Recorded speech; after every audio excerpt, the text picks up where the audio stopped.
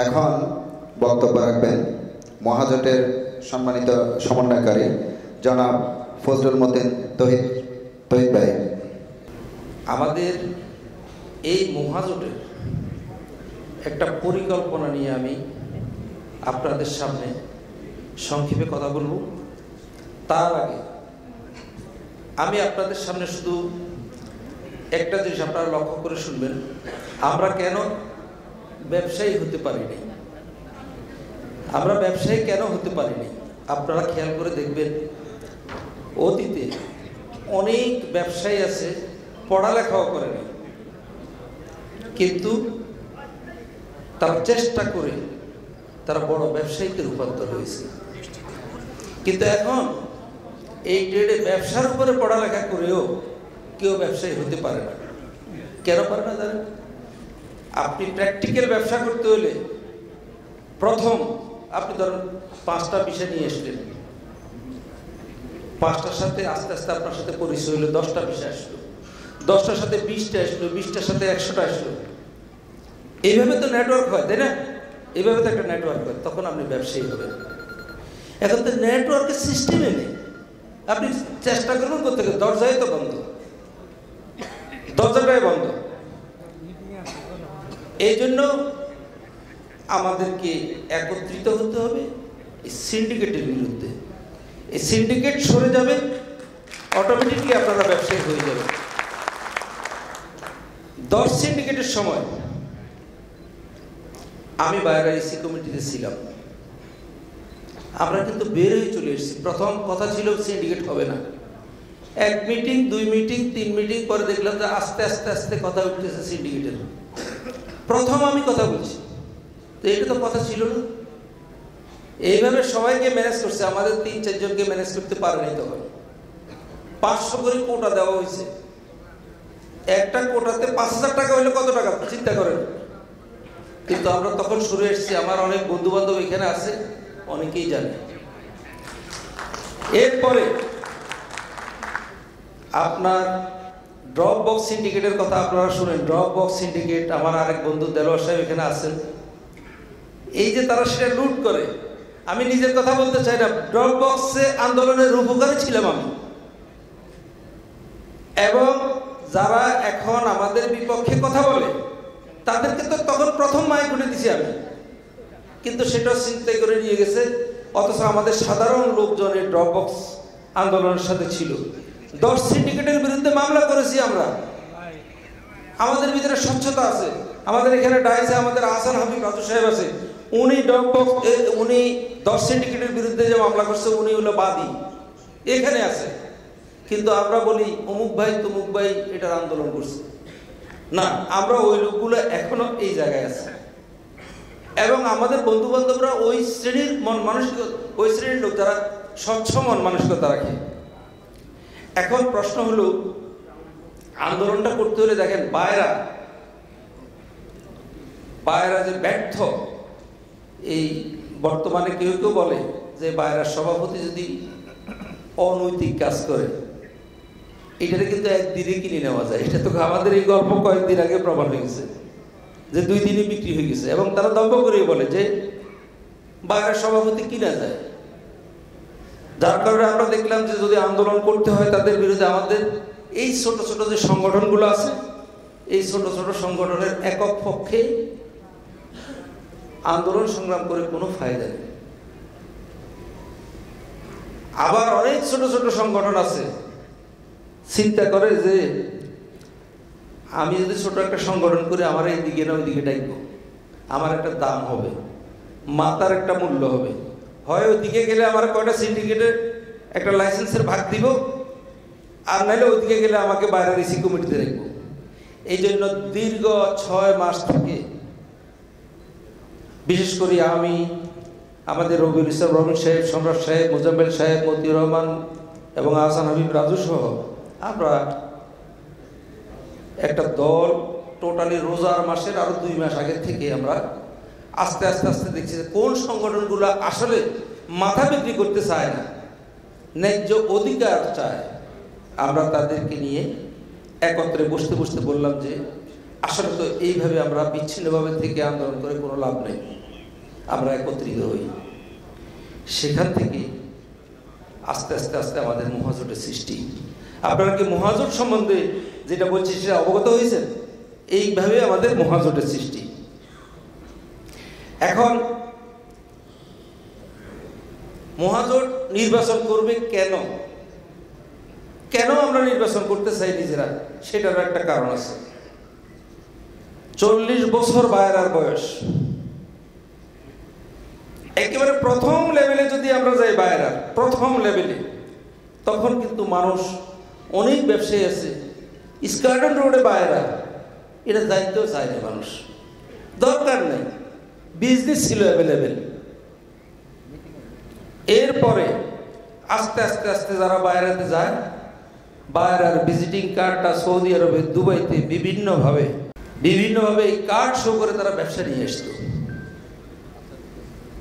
এটা একটা বেনিফিট ছিল। এখন কিন্তু ওই বেনিফিট নেই, এখন সরাসরি এটাকে ব্যবহার করে, এটাকে একটা হাতিয়ার হিসেবে ব্যবহার করে সিন্ডিকেটের কাজে লাগায়। যার কারণে আমরা চিন্তা করলাম যে আমরা ইলেকশন করব। কারণ আমাদেরকে বারবার কিভাবে ধোঁকা দেওয়া হয়, যখনই নির্বাচন আসে এরা সুকৌশলে দুই ভাগ হয়ে যায়। এক ভাগের ভিতরে তাজা ঘা, আরেক ভাগের ভিতরে একটু পুরান ঘা। তখন পুরান ঘাড়া কি কয়, আমরা ভুল করছি, আমরা করব না, এই কথা বলে তারা আবার আসে। তখন ওই যে তাজা গা ছিল তারা আবার পুরান গা হয়ে যায়। এই যে রিসাইকেলিং সিস্টেম, এই যে খেলাধুলা, এটা আমরা কিন্তু ধরে ফেলছি। যার কারণে আমরা চিন্তা করছি যে না, আর ফাঁকি দিয়ে আমাদেরকে দমিয়ে রাখা যাবে না, আমরা নিজেরাই নিজেদের পায়ে আমরা দাঁড়াবো। আর একটা জিনিস দেখবেন, সাধারণ সদস্য যারা সিন্ডিকেট করেছে তারা কয়জনকে রাখছে? গতবার 850 ভোটার ছিল, 900 ভোটার ছিল। গতবারও তো ফেল করেছে সিন্ডিকেটে যারা ছিল, গতবারও তারা ফেল করেছে। এইবার 2200, আপনি কতজনকে দিবেন? যার কারণে আমরা দেখছি সাধারণ সদস্যরা ভোটে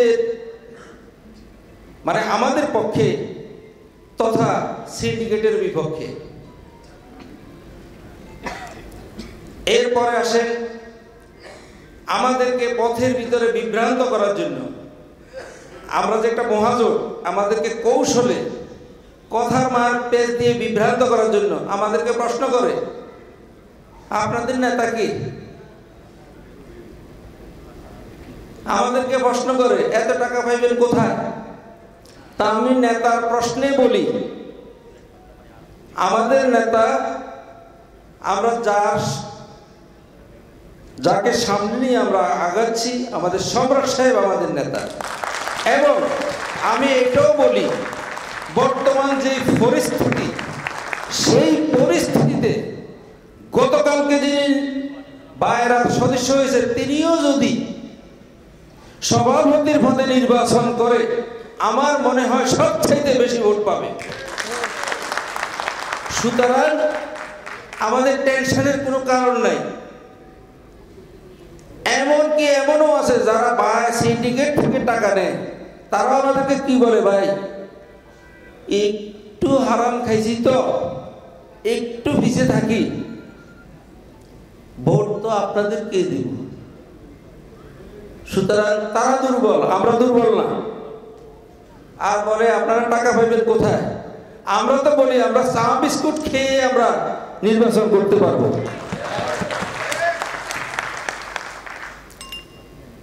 এখন বিষয় হলো, আমাদের সাধারণ সদস্য, আমি আমাদের ছোট্ট একটু, আপনারা বিরক্তি বোধ করবেন না, রবিন সাহেবের যে বক্তব্য, সেই বক্তব্যের প্রেক্ষিতে আমি বলি, অনেকে ওনার বিরুদ্ধেও বলে,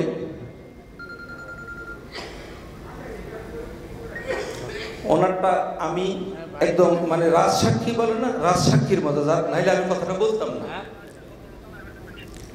গত নির্বাচনের সময় আমাকে বললো যে ভাই আমাদের সাথে থাকেন, আমি বলছি প্রশ্ন ওঠে না। আমাদের এমপি রিকোয়েস্ট করার পরে আমি আর কোনো দিকে জানি, আমি নিউট্রাল ভূমিকা পালন করলাম। তখন একটা লাইসেন্স দিয়েছে, এই কিউকে কুইক সার্ভিস, কারোর সাথে কোনো কথা নাই, বার্তা নাই। আমার গানে বলে যে এটা আপনি করেন, এটা হলো রিয়েলিটি। উনি বলেন এখানে জানি না। আমি বললাম যে প্রশ্নই আসে না, আপনি আমাকে এমন এমন কথা বলছি যে আপনি আমাকে আরো কিছু দিল, এটা সম্ভব না, আমার পক্ষে সম্ভব না এটা। তখন উনি বললো যে আমি টাকা দেব না, আমার পার্টনারে দিলে দেখ টাকা। উনি টাকা দেয়নি, ওনার পার্টনার টাকা দিয়েছে। সর্বশেষ আমরা ওনাকে বললাম আপনি যদি সিন্ডিকেটে নাই থাকেন তাহলে আপনি এখান থেকে নাম সহ বের হয়ে যান। তখন উনি যাবতীয় সব কিছু করে এখান থেকে বের হয়ে যায়। আর বের হওয়ার পরে ওনার উপরে অদৃশ্য শক্তি দ্বারা, হলুদ সাংবাদিকের দ্বারা বিভিন্ন রকমের হয়রানি, যেটা উনি বর্ণনা করেছেন। আমরা স্পষ্ট বলতে চাই যে ভবিষ্যতে সিন্ডিকেট হতে দেব না। এবং কি আমরা শুনতেছি যে লিবিয়ার সিন্ডিকেটও হচ্ছে। লিবিয়ার সিন্ডিকেটে যার নাম আসছে, আমরা যদি সিদ্ধান্ত নিই অফিস সহ ভেঙে দিব, এটা ক্লিয়ার বার্তা। আমাদের কর্মসূচি থাকবে, একদিকে চলবে আমাদের আন্দোলন, আরেকদিকে চলবে নির্বাচনী প্রচার প্রচারণা। আন্দোলন কি? বিগত জীবনে যারা সিন্ডিকেট করেছে, আমাদের সাধারণ সদস্য ভাইদেরকে ব্যবসা থেকে বঞ্চিত করেছে, আমরা এই বিষয়ে প্রয়োজনে মাননীয় প্রধানমন্ত্রীর দপ্তরে আমরা চিঠি পাঠাবো। আমরা দুদকের সামনে লাইনবদ্ধ হয়ে দাঁড়িয়ে প্রতিবাদ করব। আমরা প্রশাসনের কাছে যাব, আমরা সাংবাদিকদের কাছে যাব, সারা বাংলাদেশের মানুষ কাছে আমরা মতিউর রহমানের ছাগলের কাহিনীর মতো এটাকে আমরা ভাইরাল করে ছাড়বো ইনশাআল্লাহ। আর আমরা নির্বাচনী কাজকর্ম করতে আমরা কাউকে কটাক্ষ করে কথা বলবো না, কারো গীবত করব না। কেউ আজকে মিটিং দিছে তার অ্যান্টি মিটিং আমরা দেব না। আমরা সব সময় পরিচয় দেব আমরা ব্যবসায়ী, আমরা ভালো ঘরের সন্তান, আমরা এটা পরিচয় দেব। তাদের মতো আমরা হতে যাব না।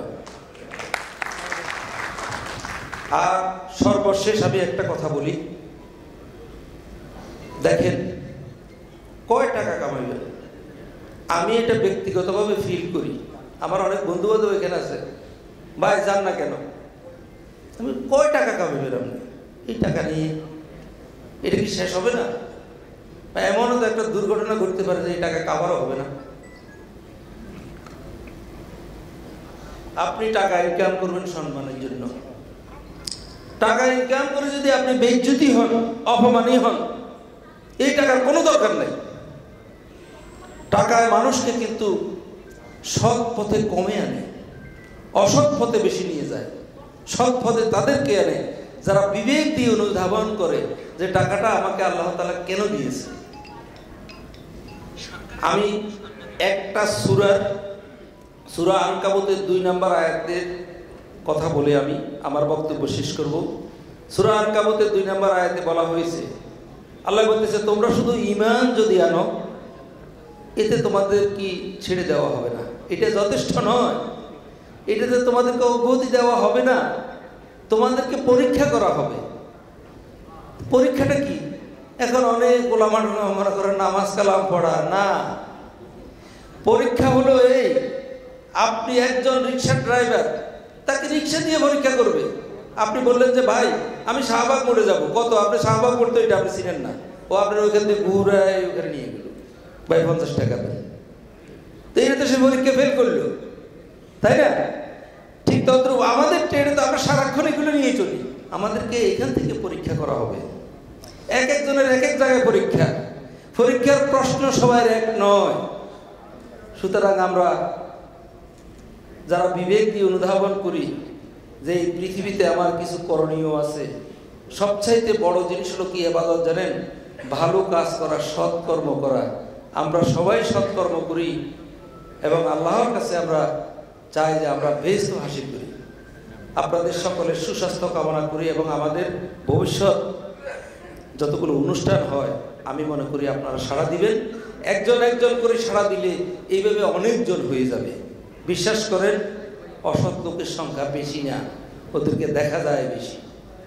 আপনাদের সুস্বাস্থ্য কামনা করছি। ধন্যবাদ সকলকে। আসসালামু আলাইকুম।